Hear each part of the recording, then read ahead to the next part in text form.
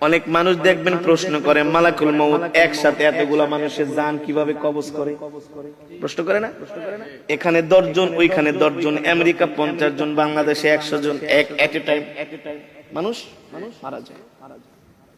এতগুলো মানুষ কিভাবে মালাকুল মউত একা মানুষের জান কবজ করে? মালাকুল মউত আল্লাহর নবীকে বলতেছেন, ওগো নবীজি, একটা মানুষের হায়াতের জিন্দেগি যখন শেষ হয়ে যায়, আল্লাহ তাআলার আরশে আজিমে একটা গাছ আছে, ওই গাছের সাথে এক পাতা আছে, প্রত্যেকটা পাতায় পাতায় এক একটা মানুষের হায়াতের জিন্দেগি লেখা থাকে। যখন তার হায়াতের জিন্দেগির শেষ হয়ে যায়, 40 দিন বাকি থাকে,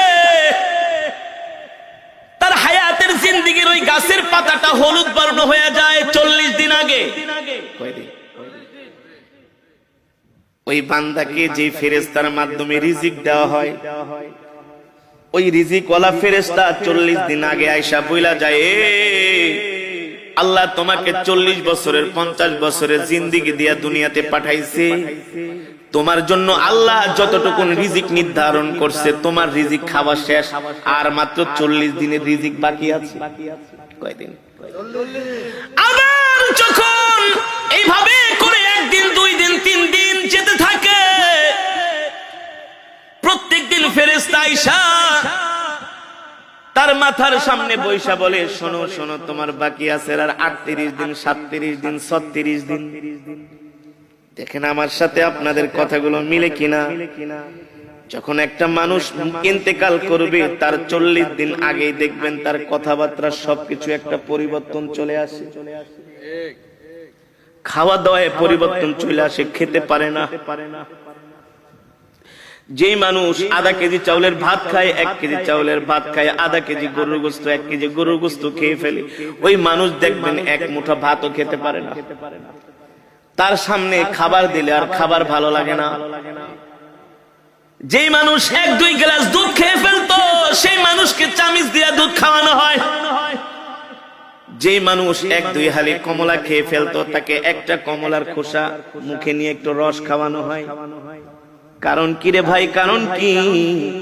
আল্লাহর নবী বলেন, আল্লাহ তাআলা তার জন্য যতটুকু রিজিক নির্ধারণ করেছিলেন, তার রিজিক শেষ, বাজেটে আর তার রিজিক নাই। আর মালাকুল মউত আয়েশা বলে, শোন, তোর বাকি আছে আর মাত্র 3 দিন। 40 দিনের থেকে কয়দিন? দেখবেন একটা মানুষ মৃত্যুর 3 দিন আগে তার কথাবার্তা আরো চেঞ্জ হয়ে যায়। আত্মীয় স্বজনকে দেখলেই তাকায় থাকে, এক পলকে তাকায় থাকে, দোকানের দিকে যে তাকায় থাকে, বাড়ির দিকে যায় তাকায় থাকে, সম্পদের দিকে যায় তাকায় থাকে। কারণ আস্তে আস্তে পৃথিবী তাকে ছেড়ে দিতেছে। আল্লাহ আল্লাহ, মালাকুল মউত আয়েশা বলে, তুই এখনো কি তওবা করস নাই? তোর মাত্র আর 3 দিন বাকি আছে। এই 3 দিনের বেশি আর দুনিয়াতে থাকতে পারবি না। তুই তোর গুনার জন্য আল্লাহর কাছে ক্ষমা চা।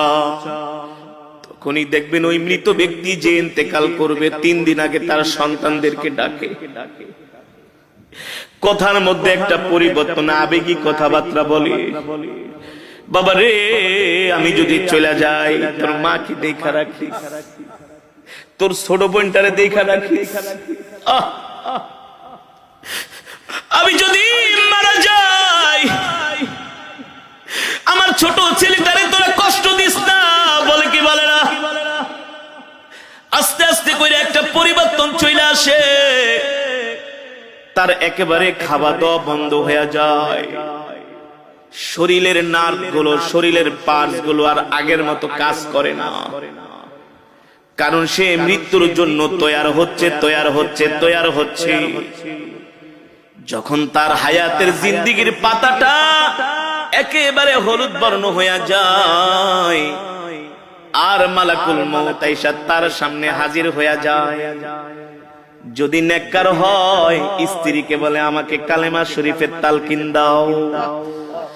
যে নেককার হবে, মুমিন হবে, আল্লাহর নবী বলেন নেককার মুমিন মৃত্যুর আগে সে জানতে পারে। এই কারণে সন্তানদেরকে বলে ওই জায়গায় আমাকে কবর দিবা, ওই জায়গাটার মধ্যে আমার জন্য কবর খুঁজা রাখবা। আর শোনো শোনো, আমার মৃত্যুর পরে বেশি দেরি করবা না, তাড়াতাড়ি আমাকে কবরে ঢুকাই দিবা। আমার মৃত্যুর পরে আমার জন্য কান্না করবা না, কান্না করবা না। যদি আমি সন্ধ্যায় মারা যাই, এশারের আগে আমাকে কবর দিয়া দিবা। এভাবে নসিহত করে, নসিহত ওসিয়ত করে। কারণ কি? কারণ কি? আল্লাহ নবী সরকারে দো আলম বলেন নেককার ব্যক্তির মৃত্যুর আগে সে সব জানতে পারে, সব দেখতে পায়।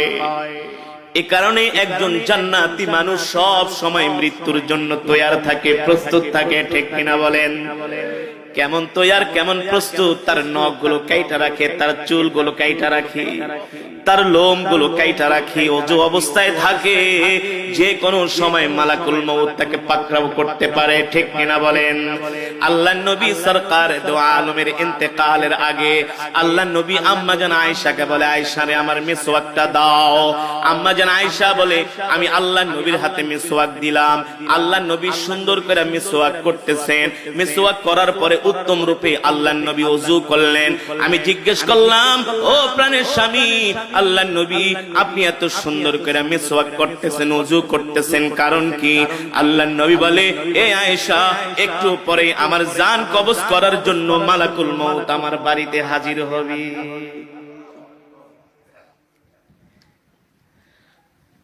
মৃত্যু এমন একটা কঠিন বিষয়, আল্লাহ তাআলা বলে এই মৃত্যু থেকে কেউ বাঁচতে পারে নাই, তোরাও বাঁচতে পারবি না রে বান্দা।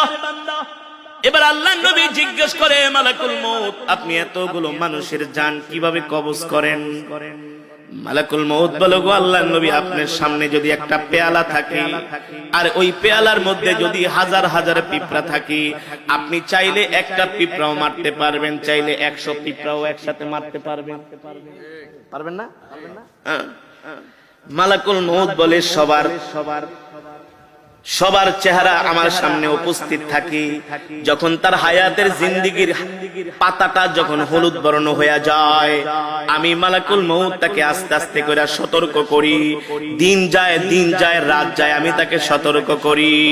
যখন তার একেবারে হায়াতের জিন্দেগীর পাতাটা আস্তে করে জমিন থেকে, আস্তে করে গাছ থেকে খসে জমিনের দিকে আসে, তখন আমি মালাকুল মউত তার জান কবজ করার জন্য তার বাড়িতে হাজির হই।